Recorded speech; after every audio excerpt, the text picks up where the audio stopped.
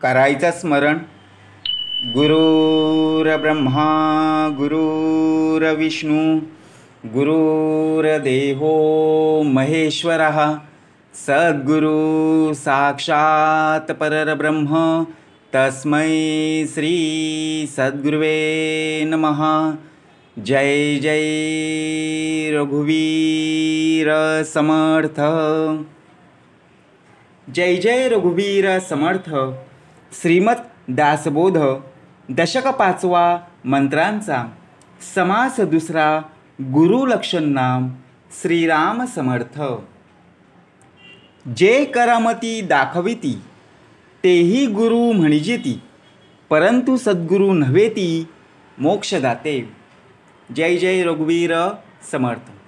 श्री समर्थ कृपेने उत्तमाची सुरुवात प्रार्थनेने करून दाखवली. गुरुर्ब्रह्मा गुरुर्विष्णू गुरुर्देवो महेश्वरा. तिघांच्या पलीकडे असणारा श्री सद्गुरु साक्षात परब्रह्म तस्मै श्री सद्गुरुवे नमः.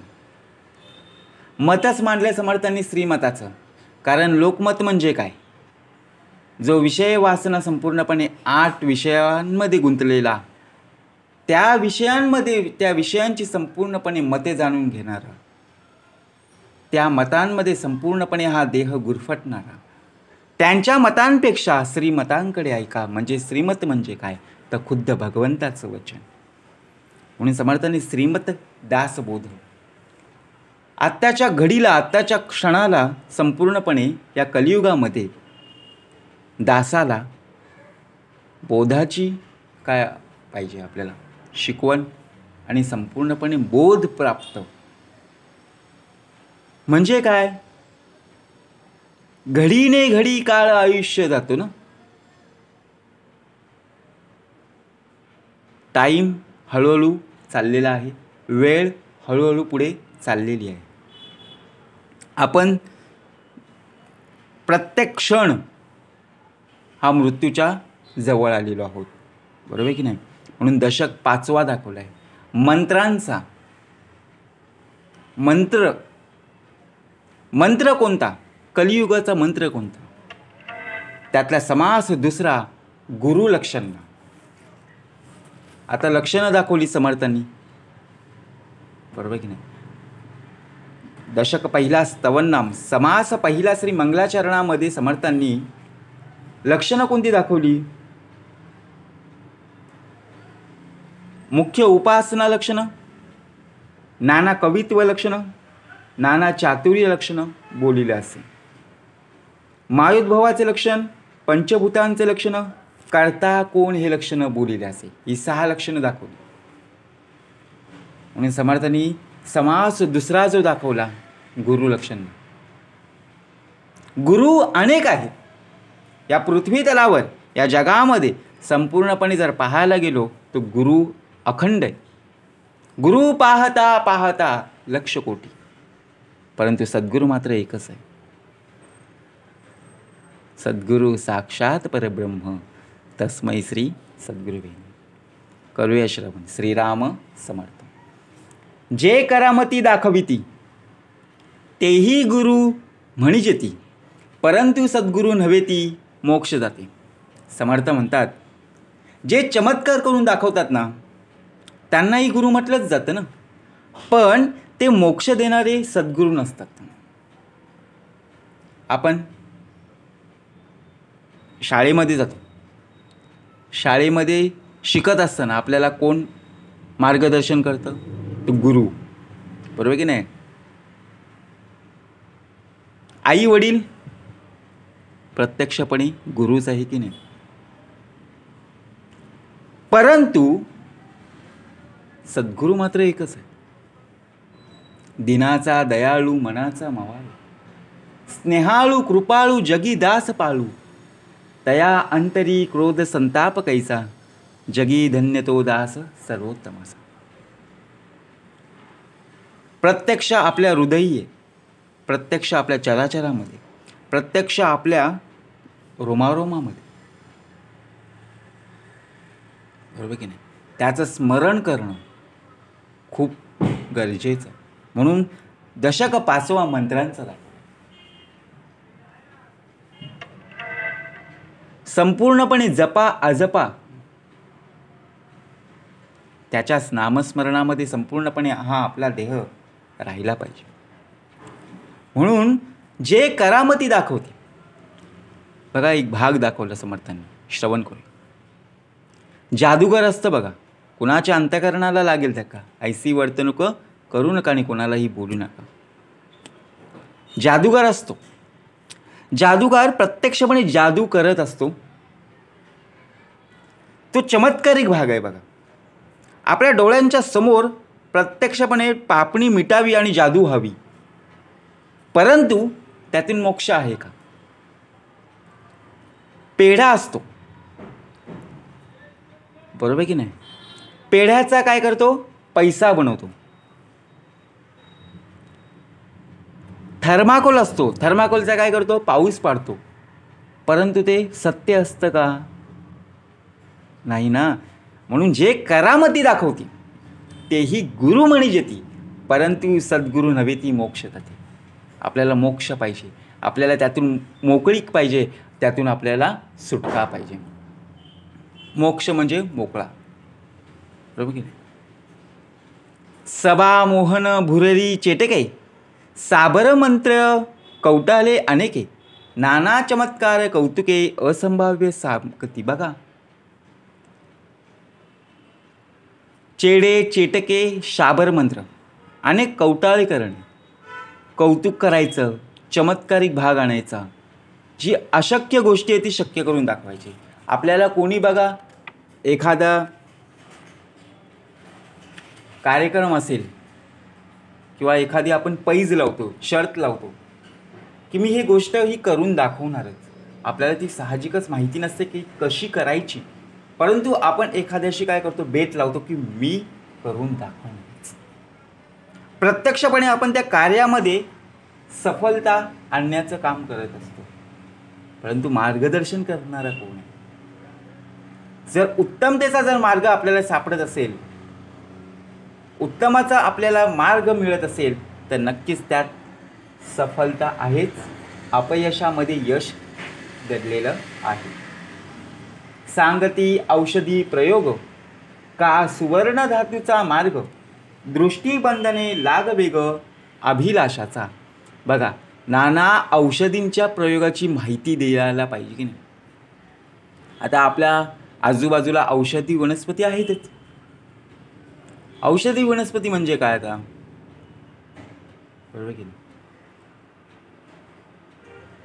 आपल्या रानावनामध्ये, शेतांमध्ये पाहायला मिळतं. पूर्वीच्या काळी घरामध्ये कोणाला ताप येऊ दे किंवा आजारी असू दे, तर घरामध्ये संपूर्णपणे निसर्गोपचार, बरोबर की नाही, औषधी वनस्पती आणून उपचार करायचे. परंतु आता औषधी वनस्पती जास्त पाहायलाच मिळत नाही. लाखो लाखो रुपयांची इंजेक्शन घ्यावी लागतात.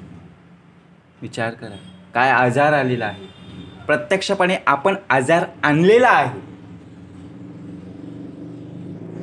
म्हणून समर्थ म्हणतात, भात रोगांवर एकमात्र औषध म्हणजे त्यामध्ये श्रवण. श्रवण हा उपयोगी आहे. आत्ताच्या काळामध्ये श्रवणामध्ये इतकं सामर्थ्य आहे की कुठलाही आजार असू दे तो दूर झाल्याशिवाय राहणार नाही.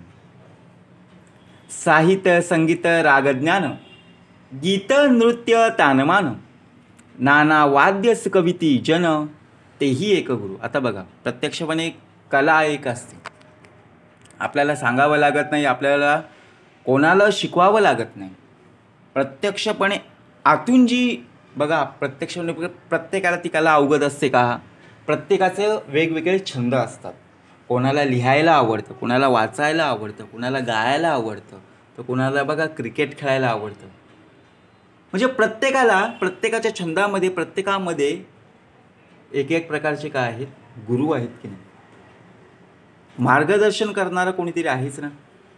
त्याशिवाय तो क्रिकेटमध्ये असू दे किंवा एखादा भाषण करायला जेव्हा जाऊ तेव्हा कोणीतरी आपल्याला सांगत असतो की अशा प्रकारे बोलणं, बरोबर की नाही, सर्वांच्या समोर बोलायचं आहे, अशा प्रकारे लिहायचं आहे. कोणीतरी सांगणारा पाहिजे की नाही. मग सांगणारे कोण? तर गुरु. बरोबर की नाही. म्हणून साहित्य, संगीत, रागज्ञान, गीत, नृत्य, तानवान. आता बघा, कोणाला गायला आवडतं, कोणाला नाचायला आवडतं, डान्स करायला आवडतं. नाना वाद्यस्य कविते जनो. बरोबर की. टाळ, मृदंग. बरोबर की नाही. विद्यास कविती पंचाक्षरी, ताडे तोडे नाना परी, का पोट भरे जयावरी, ते विद्यास कविती. आता काही जण तांत्रिक मांत्रिक विद्या शिकतात, ताईत गंडे दोरे देण्याची शिकवितात, तर काही पोट भरण्याची विद्या शिकवतात. आता कोणावर विश्वास ठेवावा, पाहावे आपणासी आपण. बरोबर की नाही. कारण काही प्रकारे जर आपण पाहायला गेलो तर नक्की आपल्याला सामर्थ्य कशामध्ये आहे ते आपल्याला शोधून काढायचं. बरोबर की नाही. काही जण विद्या उदंडची शिकला, प्रसंग मान चुकतेची गेला. जो यातीचा जो व्यापार, शिकविती भरावया उदर, तेही गुरुपरी साचार, सद्गुरु नव्हेती. जो व्यापार अथवा उद्योगधंदा असेल तो पोट भरण्यासाठी जे शिकवतात तेही गुरु, पण ते सद्गुरू मात्र नव्हे. आता बघा,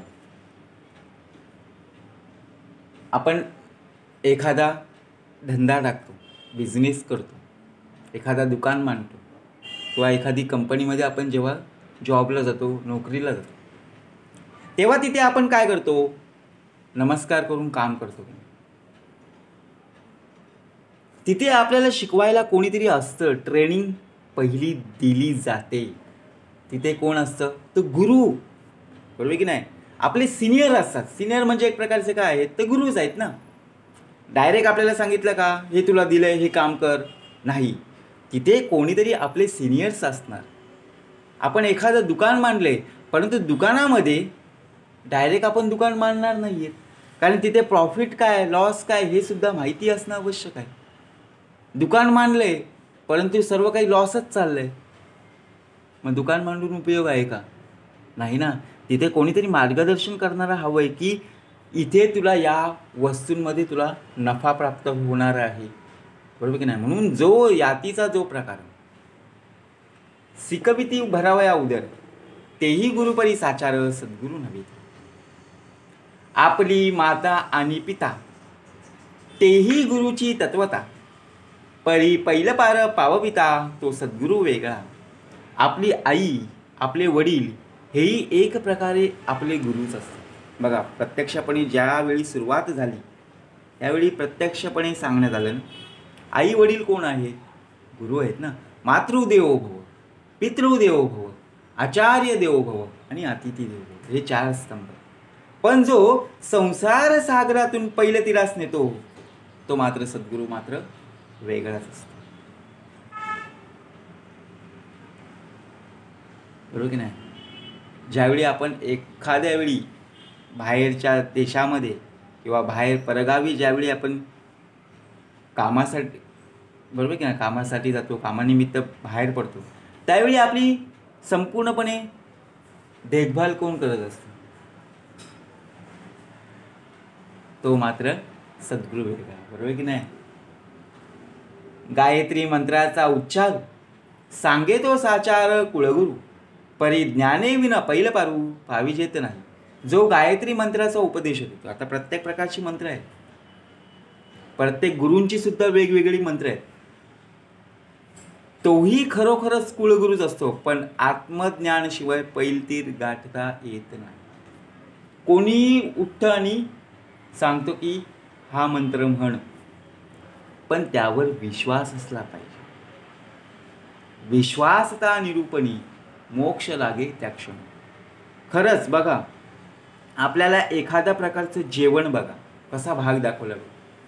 जेवणाचा समोर ताट आहे, पंचपक्वान संपूर्णपणे आहेत, परंतु आपल्याला जे आवडेल तेच आपण खातो ना, का संपूर्णपणे खातो? नाही. जे आपल्याला आवडेल तेच आपल्या ताटामध्ये असतं. तसंच आहे. ज्यामध्ये आपल्याला संपूर्णपणे मुक्ती प्राप्त होणार आहे, जिथून आपली सुटका होणार आहे. कोणी यावं आणि सांगावं, मी समर्थ म्हणाले. सांगणारे आलेले आहेत, सावधानतेचा इशारा. कशामध्ये? तर संपूर्णपणे विषय वाचना लोकमताकडे. या लोकमतामध्ये समजा गुंतलास, विषय बाहेरचा नाही, संपूर्णपणे अंतरीचा चाललेला आहे. या संपूर्णपणे या विषयांमध्ये जर अडकलास ना, या लोकमतांमध्ये, तर त्यातून बाहेर पडणं मुश्किल.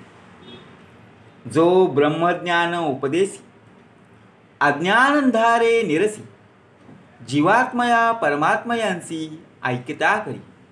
जो ब्रह्मज्ञानाचा उपदेश करून अज्ञानरूपी अंधकाराचे निरसन करून जीवात्मा व परमात्मा यांचं ऐक्य करून देतो. आता विचार करा, आपण काय करतो? त्याच्याकडे संपूर्णपणे जर पाहायला गेलो तर देवाने प्रत्यक्षपणे बुद्धी ज्ञान सर्व काही एकत्र समान दिलेलं आहे.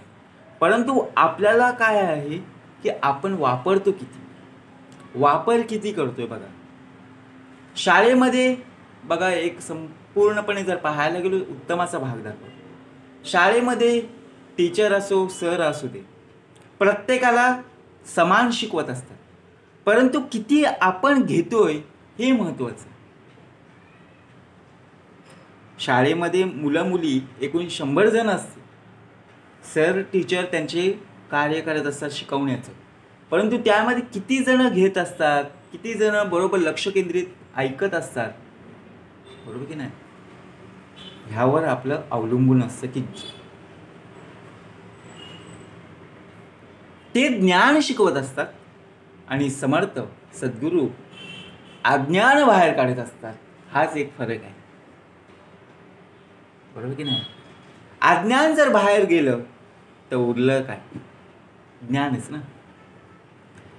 विघडले देव आणि भक्त, जीवशिवपणे द्वैत, तया देवभक्ता एकांत, करी तो सद्गुरू. आता जर प्रत्यक्षपणे पाहायला गेलो, द्वैत आणि अद्वैत, द्वैताचा भाग आणि अद्वैताचा भाग, देव आणि भक्त यांच्या जीवशिवपणे जे द्वैत भासत असते, त्या देवभक्तांना जो एकरूप करतो तो खरा सद्गुरू. आपल्या अंतरी कोण आहे? आत्मा आहे ना. आणि संपूर्णपणे आपला हा काय आहे? देह आहे. देह आणि आत्मा मिळून ज्यावेळी मी ठेवितो मस्तक ज्या ठिकाणी, तेथे तुझे सद्गुरू पाय धुणे. ज्यावेळी तू एकरूपतेने नमस्कार करशील, ज्यावेळी तू एकरूप होऊन संपूर्णपणे त्याच्या चरणाशी एकरूप होशील, त्यावेळी काय होईल बघा.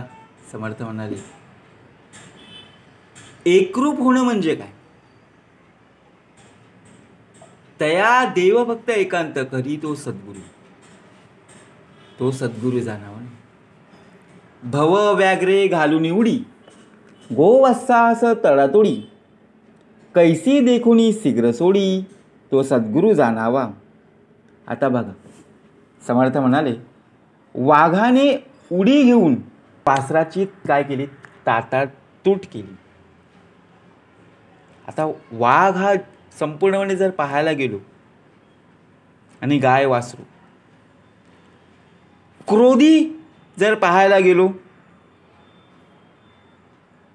असे पाहून जो कृपाळूपणे तेथे उडी घालून वाघाच्या तावडीतून बघा गाय वासरांना सोडवितो, त्याचप्रमाणे संसार रूप वाघाच्या तावडीतून जीवाला सोडून ईश्वराशी भेट घेतो. त्याचप्रमाणे सद्गुरू राया म्हणतात, भव व्याघ्रे घालून उडी, भय सांडुनी तुवा जावे, पणा भेटावे व्हावे, पुनरपी पाठविल आम्हापाशी. आपल्याला भयच नाहीये. समर्थ म्हणाले, आपल्याकडे भय का असावे? भीती का म्हणून आपण बाळगायची? प्राणी मायाजाळी पडिले, संसार दुःखे दुखवले, ऐसे जेने मुक्त केले, तो सद्गुरू जाणा. मायारूपी जाळ्यात सापडून संसार दुःखाने व्याकुळ झालेल्यांना जो त्या जाळ्यातून मुक्त करतो तो सद्गुरू जाणा. आता विचार करा, मायारूपी जाळ्यात सापडलाय, संसार उद्ध्वस्त झालेत. या कलियुगामध्ये संसार म्हणजे सवेची स्वार, नाही मरणाच उधार, मापी लागले शरीर घडी ने घडी. पती पत्नीशी बोलत नाही, पत्नी पतीशी बोलत नाही. का? एक प्रकारे संशय उभा राहिलेला आहे. दुसरी गोष्ट म्हणजे एक प्रकारे व्यसन. संपूर्णपणे त्या व्यसनाने घराची घरं काय झालेली आहेत? बिघडली आहेत, संपूर्णपणे उद्ध्वस्त झालेली आहेत. संसार कसा करावा हे सुद्धा आपण शिकलं गेलो पाहिजे. आपले पूर्वज कसे होते, आपले आई वडील कसे आहेत आणि आपण कसे आहोत, त्याचप्रमाणे आपली होणारी मुलं आणि बाळं. बघा, विचार करा. जर आपण असे वागलो तर येणारी ही पुढची पिढी सुद्धा ही अशीच वागणार आहे. म्हणून समर्थ म्हणाले, संत शिकवण का असावी? सुसंगती सदा घडो, सुजन वाक्य कानी पडो, कलंक मतीचा झडो, विषय सर्वथा ना. का असं होतं प्रपंचामध्ये? प्रपंचाला सुद्धा काय हवी? एक प्रकारे परमार्थाची जोड हवी. नुसतं परमार्थ करून सुद्धा नाहीये, तर परमार्थ मध्ये संसार आला पाहिजे. तर तोच खरा संपूर्णपणे काय आहे? ती गोडी आहे. प्रपंच करून परमार्थ करावा, समर्थ म्हणाले. म्हणून संपूर्णपणे हा देह मायाजाळी गुंतलाय. संसारामध्ये इतका बुडालाय की टोकाचा पाऊल उचलायला तयार झालाय. जीव इतका वर आलाय, समर्थ म्हणाले, दिलेल्या या संपूर्णपणे देहाची किंमत झिरो आहे. दिलेला हा देह फुकट आहे, फुकट जाता कामा नाही. बरोबर की नाही? वासना नदी महापुरी, प्राणी बुडता क्लांतिकरी, तेथे उडी घालूनी तारी, तो सद्गुरू जाणावा. वासनारूपी नदीच्या महापुरात ज्यावेळी बुडत असताना प्राणी गायावाया करू लागतो बघा. नदीला ज्यावेळी पूर येतो त्यावेळी एखादा प्राणी जर त्यामध्ये बुडाला, तो संपूर्णपणे शरीराची हालचाल करून एखाद्याची मदत घेतो आणि नदी किनारी येतो. परंतु तेव्हा कृपाळूपणे उडी घालून जो त्याला तारतो तो सद्गुरू जाणावा. आपलं कसं असतं? आपण एखाद्याला तारुक बुडू, विचार करा.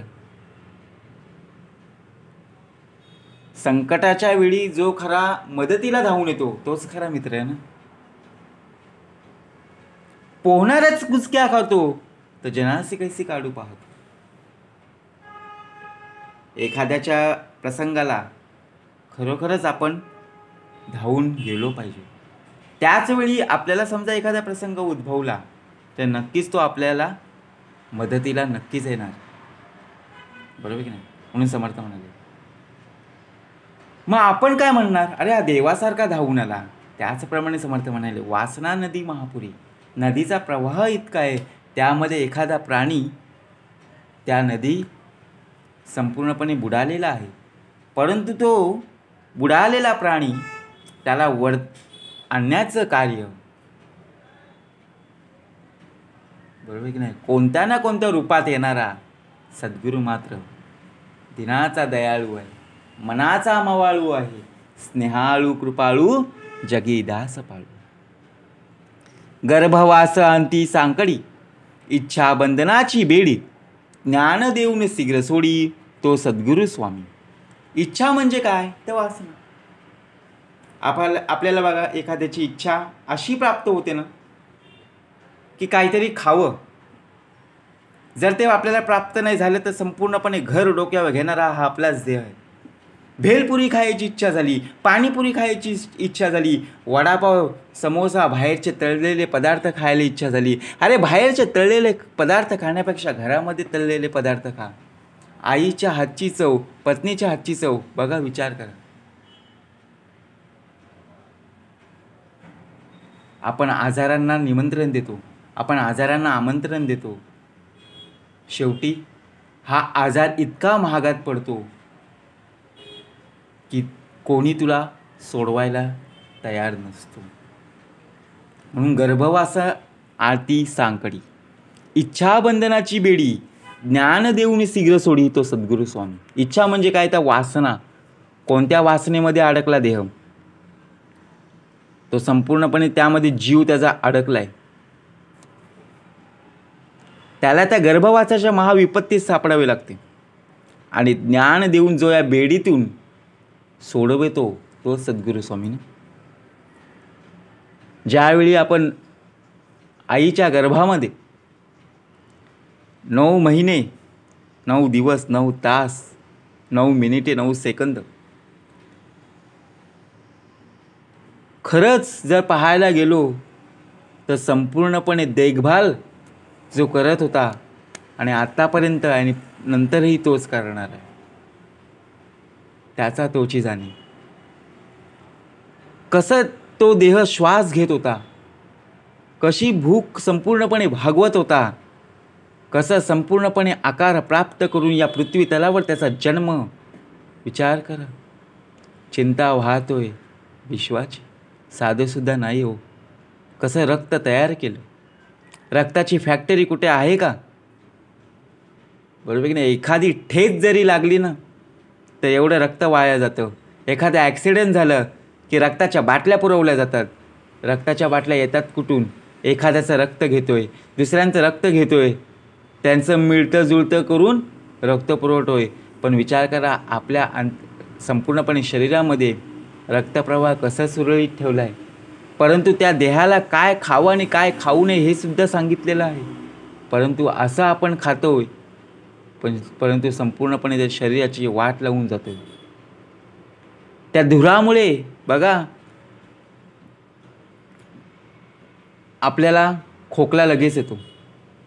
परंतु काही काना इतकी व्यसनं असतात, तो धूर नाकातून काढतोय, तोंडातून काढतोय, त्याला तेवढा मजा वाटते.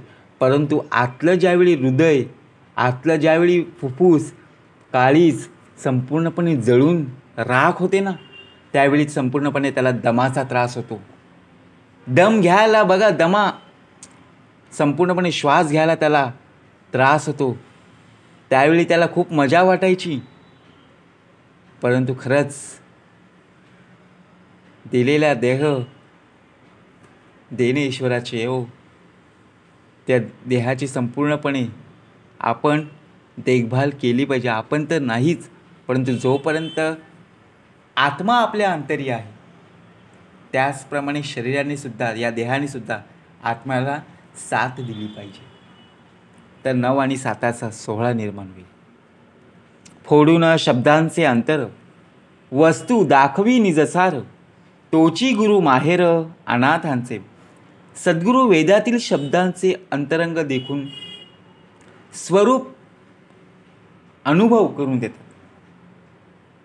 जीव एकदेशी बापुडे, तयास ब्रह्मच करी रोकडे, फेडी संसार सांकडे वचन मात्रे. जीव बापडा अल्पज्ञ असतो, त्याला ते साक्षात ब्रह्मच करतात आणि ज्ञानोपदेश करून त्याची संपूर्णपणे जन्म मरण चक्रातून सुटका करतात. आता आपल्याला जन्म आणि मरण आहेच ना. जन्म झालेला आहे, मरण आहे म्हणजे कालचक्र सुरूच आहे, बरोबर की नाही. परंतु मेल्यावर परत जन्म नाही आहे, पुनरपी संसारा येणे नाही. जे वेदांचे अभ्यंतरी ते काढून अपत्यापरी, शिष्य श्रवणी कवळभरी उद्धार वचने. बघा, वेदांचे अभ्यंतरी संपूर्णपणे गुह्य असे जे ब्रह्मज्ञान आहे, त्याचप्रमाणे सद्गुरू माऊली अत्यंत प्रमाणे बघा आपल्या शिष्याच्या संपूर्णपणे शरीराची देहाची संपूर्णपणे काळजी घेत असतो. वेद शास्त्र महानुभाव पाहता एकची अनुभव, तोची एक गुरुराव ऐक्य रूपे. वेद शास्त्रे आणि ब्रह्मज्ञान पुरुष या सर्वांचा अनुभव पाहता ते अगदी एकच आहेत, आणि त्याचप्रमाणे सद्गुरूही परमात्म्याशी ऐक्यरूप होण्यासाठी तोच अनुभव शिष्यास देतात. संदेह निशेष जाळी, स्वधर्म आदरे प्रतिपाळी, वेद विरहित टवाळी करूच नेणे. आता सद्गुरू संशय पूर्णपणे नाहीसा करतात, स्वतः आदराने स्वधर्माचे प्रतिपालन करतात आणि वेदविरहित व्यर्थ बडबड कधीच करत. जे जे मन अंगीकारी, ते ते स्वये मुक्त करी, तो गुरु नव्हे भिकारी झडे आला. काही गुरु असे असतात की मनास जे जे वाटेल ते मनोसक्त आचरतात, ते गुरु नव्हेतच, ते बळेच शिष्याच्या गळ्यात पडणारे भिकारी समजावे. शिष्यास न लाविती साधन, न करविती इंद्रिये दमन, ऐसे गुरु अडक्याचे तिन, मिळाले तरी त्याजावे. बघा, जे शिष्याला साधना करायला स्त्रवत नाही, त्याला इंद्रिय निग्रह करायला लावत नाही, असे गुरु दमडीला 3 इतके स्वस्तात मिळाले तरी त्याचा काय करतात, त्याग करतात. जो कोणी ज्ञानबोधी, समूळ अविद्या छेदी, इंद्रिय दमन प्रतिपादी, तो सद्गुरू जाणावा. जो कोणी ज्ञानाचा उपदेश करतो, अविद्येचा समूळ नाश करतो आणि इंद्रिय निग्रहाची शिकवण देतो, तोच सद्गुरू जाणा. एक द्रव्याचे विकिले, एक शिष्याचे रेखिले, अति दुराशेने केले दीनरूप. काही गुरु द्रव्याने विकत घेता येतात, काही शिष्यांचे अंकित असतात आणि अति दुराशेने दीनवाने झालेले असतात. जे जे रुचे शिष्यामणी, तैसीच करी मनधरणी, ऐसी कामना पापिनी पडली गळा. जे शिष्याला जे आवडते तेच करतात, शिष्याची मनधरणी करतात, त्यांच्या गळ्यात कामनारूपी पापीन पडलेली असते. जो गुरु भिडसारू, तो अधमाहून अधमथोरू, चोरटा मंद पामरू द्रव्य भोंदू. जो गुरु सत्य स्पष्टपणे न सांगणारा असतो, तो अधमाहून अत्यंत अधम, चोर, मैद आणि पामर असून द्रव्यासाठी भोंदूपणा करणारा असतो. जैसा वैद्य दुराचारी, केली सर्वस्वे बोहरी, आणि सेकी भीड करी घात घेना. ज्याप्रमाणे एखादा दुराचारी वैद्य रोग्याच्या सर्वस्वाची राख रांगोळी करतोच, पण शेवटी भिडेमुळेच घातकी ठरतो. तैसा गुरु नसावा, जेने अंतर पडे देवा, भीड करुणिया गोवा घाली बंधनाचा. येथे वर्णन केलेल्या वैद्यासारखाच गुरु नसावा. असा गुरु असेल तर देव तर दुरावतोच, शिवाय भिडेला बळी पडून तो शिष्याला संपूर्णपणे बंधनात गुंतवतो. जे ते शुद्ध ब्रह्मज्ञान आणि स्थूल क्रियेचे साधन, तोची सद्गुरु निधान दाखवी डोळा. ज्याचे जवळ ब्रह्मज्ञान आहे आणि स्थूल देहाने जो उत्तम प्रकारे साधने करीत असतो, असा सद्गुरूच आपल्याला स्वरूपानुभाव प्राप्त करून देतो. देखणे दाखविती आदरे, मंत्र फुस्क्रिप्ती कर्णद्वारे, इतकेच ज्ञान ते पामरे अंतरली भगवंता. काही गुरु प्रकाश दर्शनादी चमत्कार मोठ्या आदराने दाखवतात, मंत्रोपदेशही देतात, पण त्यांचे ज्ञान इतकेच मर्यादित असते. त्यामुळे त्यांच्याकडून मंत्रोपदेशादी घेणारे बिचारे जीव भगवतास अंतरतात. बाणे तिही खून तोची गुरु सुलक्षण, तेही निघावे शरण अत्यादरे मुमुक्ष. ज्याला शास्त्रप्रचिती, गुरुप्रचिती व आत्मप्रचिती या तिन्ही प्राप्त झाल्या असतील, तोच खरा उत्तम लक्षणी गुरु म्हणजे सद्गुरू प्राप्त होय. जो खरा मुमुक्ष असेल त्याने अत्यंत आदराने सद्गुरूंना शरण जावे. अद्वैत निरूपणी अगाध वक्ता, परिविषयी लोलंगता, ऐसी गुरुचिनी सार्थकता होणार नाही. एखादा गुरु म्हणून घेणारा असतो तर अद्वैत निरूपात करणाऱ्यात अत्यंत अगाध विद्वत्ता व वस्तुता दाखवितो, पण विषयांच्या ठिकाणी त्याची आसक्ती तशीच राहिलेली असते. अशा व्यक्तीला गुरु केल्याने आपल्या मानवी देहाची सार्थकता होणार नाही. जैसा निरूपण समयो तैसेची मनही करी वायो, कृतबुद्धीचा जयो झालाच नाही. निरूपण समयी जो उत्तम रीतीने ब्रह्मज्ञान सांगत असला तरी त्यांचे मन चंचल असते. स्वरूपानुभव त्याला प्रत्यक्ष आलेला नसल्याने त्याचे ज्ञान निश्चयात्मक नसते. निरूपणी सामर्थ्य सिद्धी, श्रवण होता दुराशाबाधी, नाना चमत्कारे बुद्धी दंडळू लागे. काही वक्ते निरूपण करत असताना सिद्धीचे सामर्थ्य वगैरे वर्णन करून सांगतात. श्रोत्यांनी ते ऐकल्यावर त्याच्या मनात दुराशा उत्पन्न होते. नाना चमत्कार जर पाहायला गेलो तर त्यांची बुद्धी डळमळू लागते. पूर्वी ज्ञाते विरक्त भक्त, तयांसी सादृश्य भगवंत, आणि सामर्थ्य ही अद्भुतत सिद्धीचे नियोगे. त्याला वाटते की पूर्वीही अनेक ज्ञानी विरक्त भक्त होऊन गेले की ज्यांना भगवंत प्रत्यक्ष दर्शन देत असे. त्यांच्या ठिकाणी सिद्धीच्या योगे आडत सामर्थ्य दिसून येत असे. ऐसे तयांचे सामर्थ्य, आमुचे ज्ञानही नुसते व्यर्थ, ऐसा सामर्थ्यांचा स्वार्थ अंतरी वसे. त्यांचे सामर्थ्य असे अचाट होते की त्यापुढे आमचे नुसते ज्ञान व्यर्थच म्हणावे लागेल. अशा प्रकारे सिद्धीच्या सामर्थ्याविषयी स्वार्थ त्यांच्या अंतरात उत्पन्न होत असतो. निशेष दुराशा तुटे तरीच भगवंत भेटे, दुराशा धरिती ओखटे शब्दज्ञाने कामिक. सिद्धीची आशा दशशाच आहे. जोपर्यंत दुराशा होत नाही तोपर्यंत भगवंत भेटत नाही. बहुत ज्ञाती नागवली, कामनेन वेडी केली, कामना इच्छिताच मेली, बापुडी मूर्खे.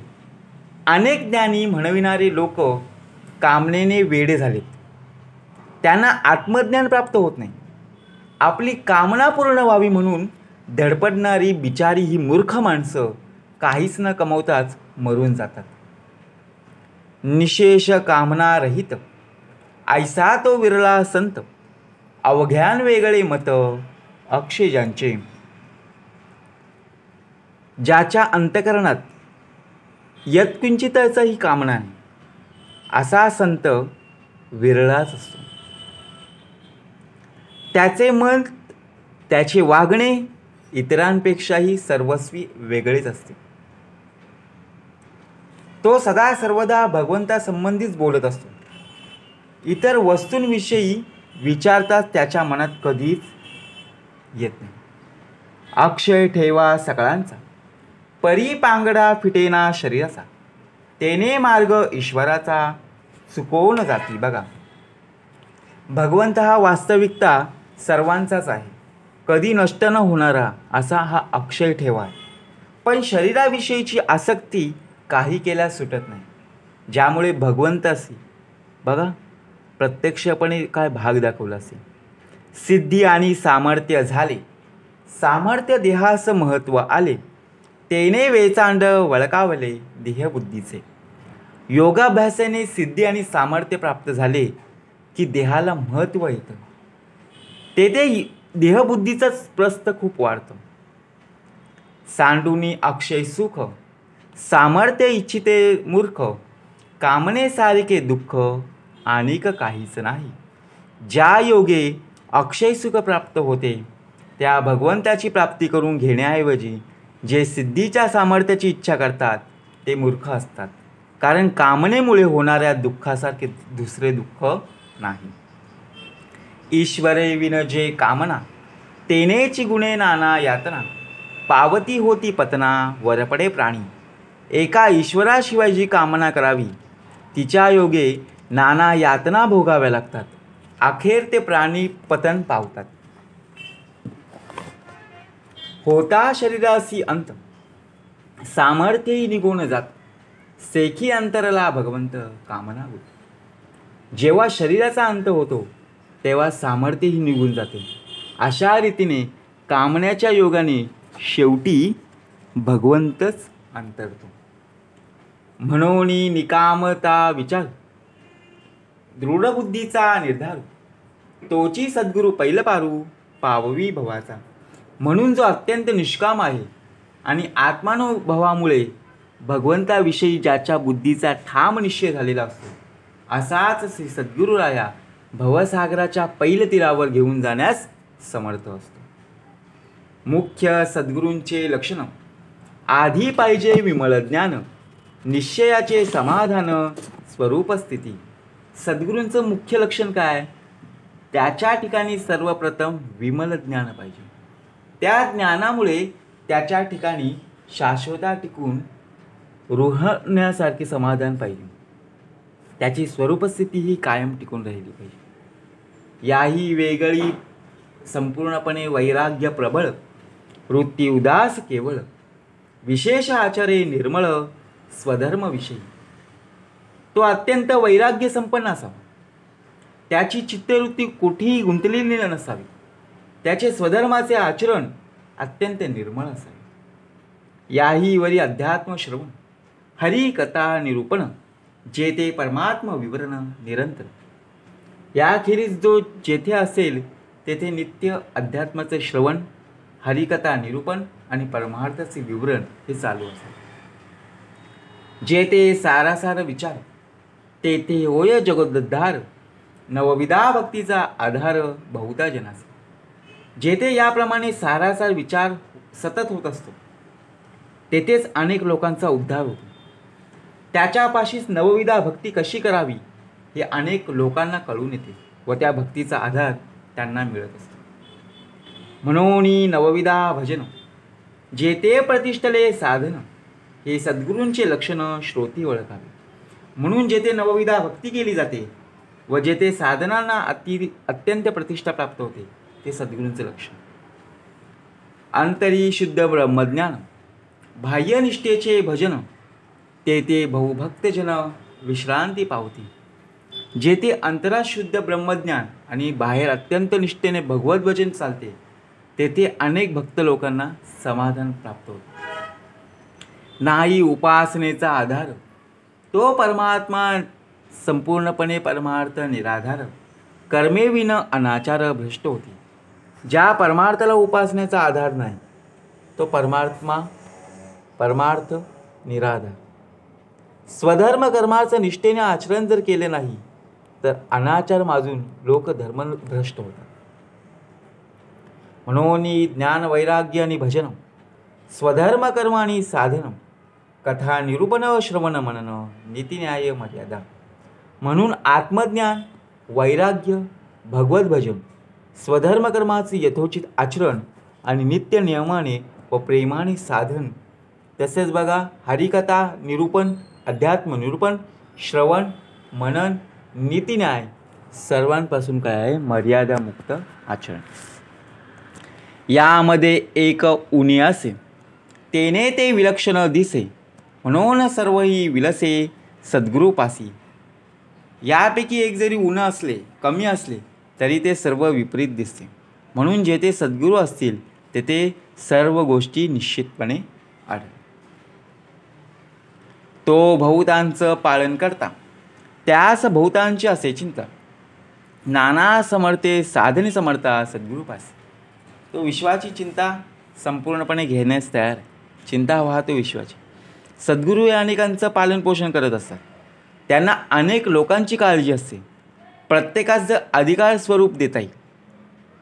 साधने विन पार्थ प्रतिष्ठे, तो मागुता सवेच भ्रष्टे, या कारणे दुरीदृष्टे महानुभाव. जो साधनाशिवाय परमार्थाची प्रतिष्ठा मानतो तो लवकरच स्वतःही भ्रष्ट होतो. म्हणून दूरदृष्टीच्या महानुभावांनी साधनास महत्त्व दिले. आचार उपासना सोडिती, ते भ्रष्ट अभक्त दिसती, जळोतयांची महंती कोण फुसे. बघा, जो महंत आचार उपासना सोडतात ते 48 अभक्त होतात असे दिसून येते. आणि अशांच्या महंतीला संपूर्णपणे त्यांना कोण विचारतो. कर्म उपासनेचा अभाव, तेथे उपासनेचा बघा भकादेसी झाला ढाव, तो कानकोंडा समुदाव प्रपंच हसते. ज्या समुदायात स्वधर्म कर्माचा उपासनेचा अभाव असतो तेथे बहकण्यास अवसर मिळत असतो. त्या तिरस्कृत समुदायाला प्रपंच लोक हसतात. नीच यातीचा गुरु, तोही कानकोंडा विचारू, ब्रह्मसभेस जैसा चोरू तैसा दडे. खालच्या जातीचा गुरु केला तरी तो अयोग्य ठरेल. संतांच्या सभेत जेथे ब्रह्मस्वरूपाची चर्चा चालू आहे तेथे एखादा चोर जरी आला तरी जशी त्याची अवस्था होते तशी त्या शिष्याची अवस्था होते. म्हणून मनुष्य हा धर्म आणि मानवता हा धर्म आणि मनुष्य ही जात. ब्रह्मसभे देखता, त्याचे तीर्थनय घेता, अथवा प्रसाद सेविता प्राश्चित घडे. त्या ब्रह्मसभेत त्याला आपल्या गुरूंचं तीर्थ आणि प्रसाद प्रायश्चित्त घ्यावे लागते. तीर्थ प्रसादाची सांडी केली तेथे निश्चिता दिसून आली, गुरुभक्ती ते सटवली एकाएकी. गुरुची मर्यादा राखता, ब्राह्मण क्षोभती तत्वता, ते ब्राह्मणे रक्षू जाता गुरुक्षोभ घडे. तिथे मर्यादा असते. ती मर्यादा जर आपण ओलांडली तर काय होईल. बघा, गुरु शिष्य परंपरा, एखादा गुरु आपल्याला काहीतरी सांगत आहे परंतु जर त्यांचं ऐकलं नाही तर त्यांना शेवटी काय येणार, क्रोध येणार की. ऐसी सांकडी दोहींकडे, ते प्रस्तावा घडे, नीच यातीसे गुरुत्व न घडे या कारणे. तथापि आवडी घेतली जीवे, तरी आपणाची भ्रष्टावे, बहुत जनांसी भ्रष्ट व्हावे हे तो दूषणच की.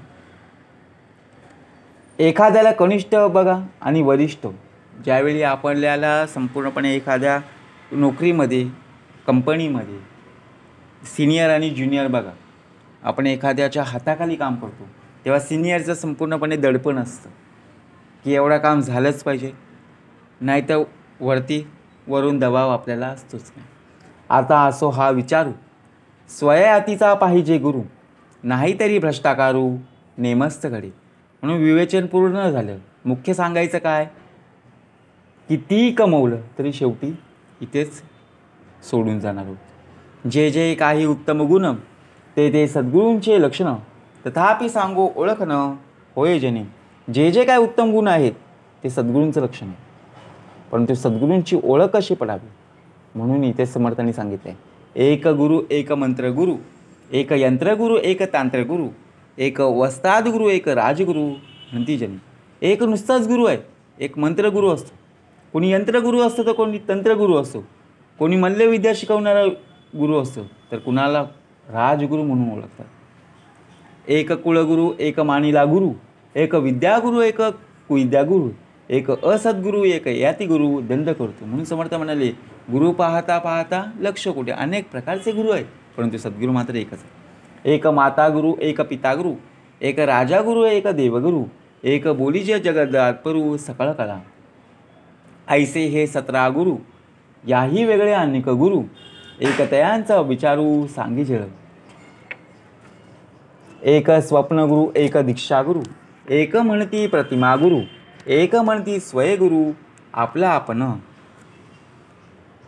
एक उपदेश करणारा गुरु असतो तो एक संप्रदायाची दीक्षा मागणारा असतो. जे जे यातीचा जो जो व्यापार ते त्याचे तितुके गुरु, याचा पाहता विचारू उदंड आहे. ज्या ज्या बघा, प्रत्यक्षपणे जर पाहायला गेलो व्यापारामध्ये उद्योगधंदामध्ये ज्यावेळी संपूर्णतेपणे जर पाहायला गेलो तो मार्गदर्शन करणारा गुरुच आहे की नाही. असो ऐसे उदंड गुरु नाना मतांचा विचारू, पडी तो मोक्षदाता सद्गुरू तो वेगळाचे असो. गुरूंना जर काही आडलं तर मात्र सद्गुरूला सोडवणारा तोच आहे, मोक्षदाता तोच आहे. नाना सद्विद्येचे गुण याही वरी कृपाळूपणे, ही सद्गुरूंचे लक्षणं जाणीजेत श्रुती. म्हणून समर्थांनी सुरुवातीला जी प्रार्थना दाखवली, गुरुर ब्रह्मा गुरुर विष्णू गुरुर देहो महेश्वरा, तिघांच्या पलीकडे असणारा श्री सद्गुरू साक्षात परब्रह्म तस्मै श्री सद्गुरुवे. म्हणून समर्थांनी सांगितलं नाना सद्विद्येचे गुण, दिनाचा दयाळू मनाचा मावाळू स्नेहाळू कृपाळू. बघा याही वरी कृपाळूपणे, हे सद्गुरूंचं लक्षण. कुठले लक्षण आहेत? उपासना लक्षणं, चातुर्य लक्षणं, कवित्व लक्षणं, ही लक्षणं आहेत. ही सद्गुरूंचं लक्षण श्रोत्यांनी काय केलं पाहिजे? नीट जाणून घेतलं पाहिजे. म्हणून समर्थ म्हणतात उपासनेला दृढ चालवावे, भूदेव संतांशी सदा नमावे, सत्कर्मयोगे वै घालवावे, सर्वांमुखी मंगल बोलवावे. नाना सद्विद्येचे गुण याही वरी कृपाळूपण, हे सद्गुरूंचे लक्षण जाणीजे श्रोती. इति श्रीदासबोधे गुरुशिष्य संवादे गुरुलक्षण नाम समास दुसरा. जय जय रघुवीर समर्थ.